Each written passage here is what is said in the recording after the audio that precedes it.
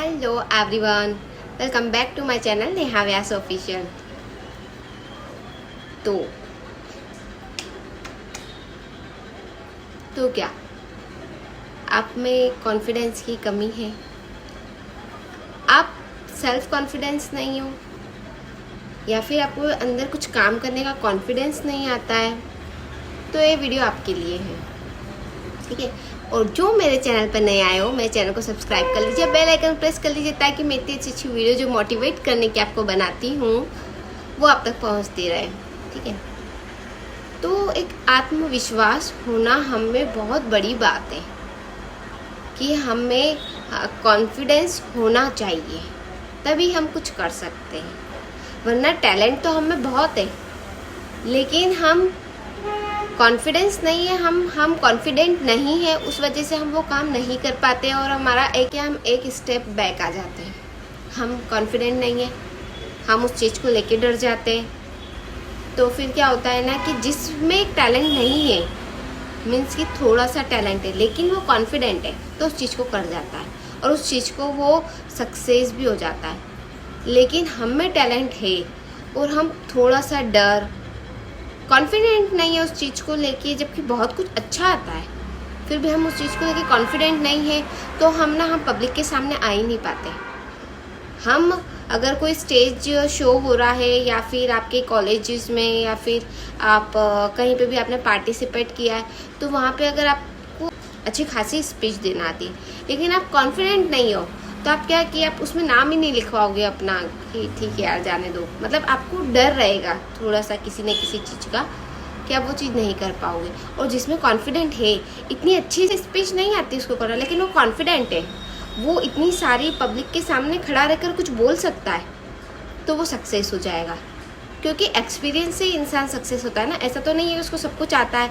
हाँ, फर्स्ट बार की उसकी थोड़ी सी स्पीच आगे पीछे होगी, लेकिन वो कॉन्फिडेंट है, सेकेंड नंबर पर वो एकदम उभर के आएगा।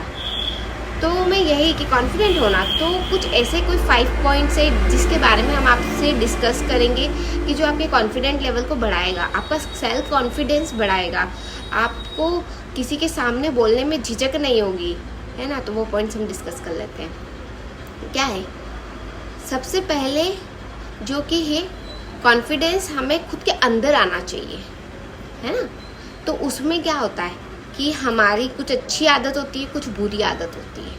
हम कुछ पॉजिटिव होते हैं, कुछ नेगेटिव होते हैं। तो उसमें क्या करना है हमें, उसमें तो क्या है ना कि उसके अंदर कॉन्फिडेंस है, उसके कुछ नेगेटिव पॉइंट्स, कुछ पॉजिटिव पॉइंट्स ऐसे हैं कि जो उसे पता है। हमें खुद को पता होना चाहिए कि हम क्या, हमारी अच्छाइयाँ क्या है, हमारी कमियाँ क्या है। फिर हमारी जो अच्छाइयाँ है वो तो हमें पता है, लेकिन जो हमारे नेगेटिव पॉइंट्स है हमें उसके ऊपर काम करना शुरू कर देना चाहिए। उससे क्या होता है कि हमें कॉन्फिडेंस आता है और हमें खुद को पता होना चाहिए कि हम क्या चीज़ें, ठीक है, हम कितना कर पाएंगे।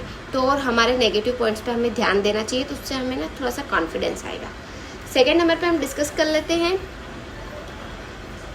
डर, फेलर का डर, कि अगर हम कहीं किसी के सामने जाकर खड़े रहे और हमारी कुछ हमने बात कही, तो कहीं किसी को वो अच्छा ना लग जाए, कहीं कोई उसको रॉन्ग ना क्लियर कर दे कि नहीं ये तो गलत है, तो हम ना उस डर से हम किसी को कुछ कह ही नहीं पाते, हम वो काम नहीं कर पाते डर के कारण कि कहीं मैं इस काम में फेल ना हो जाऊँ।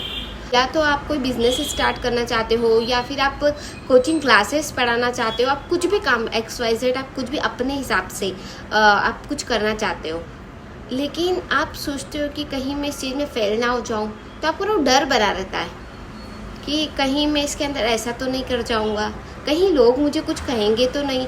ये डर हटा दो अपने मन से, अपनी मर्जी हो वो बिंदास करो, कॉन्फिडेंट होके करो, ठीक है। सेकंड पॉइंट तो ये कि आपको अपने आप से डर हटाना पड़ेगा, तभी आप कुछ कर पाओगे। थर्ड नंबर पे हम आपको एक बात बता देती हूँ कि एक और जो है जो आपको कॉन्फिडेंस लेवल डाउन करता है, वो है कंपैरिजन। हम जैसे हैं हम बेस्ट है, आप कंपेयर मत करो किसी को। अगर कोई आगे बढ़ गया है तो बढ़ने दो, अगर कोई गोरा है तो गोरा रहने दो, काला है तो काला रहने दो, उसको उसके हिसाब से। आप जैसे हो आप बेस्ट हो, आप अपने आप को कंपेयर मत करो कि यार वो तो इतना ज़्यादा इंटेलिजेंट और वो मतलब कि कुछ ज़्यादा इंटेलिजेंट है, या फिर कुछ ज़्यादा ही मतलब लोग कहते हैं कि यार वो तो कुछ ज़्यादा ही समझदार है, उसका जो माइंड है एकदम क्लियर शार्प है, तब उस चीज़ से डरो मत।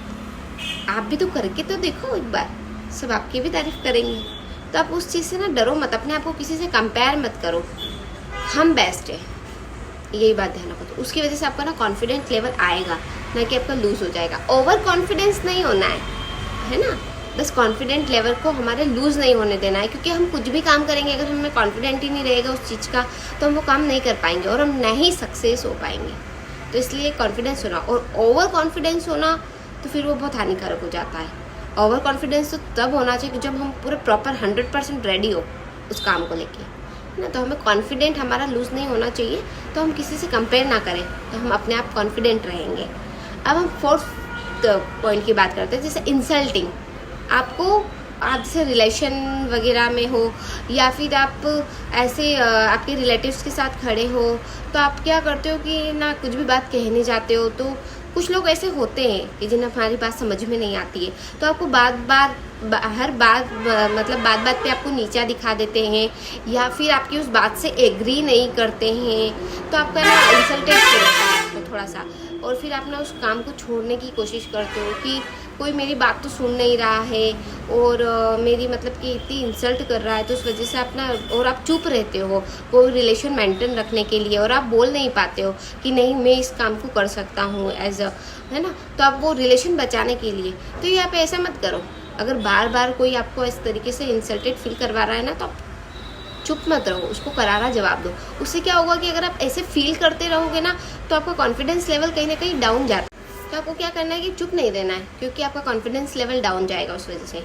आपको कॉन्फिडेंट रहना है।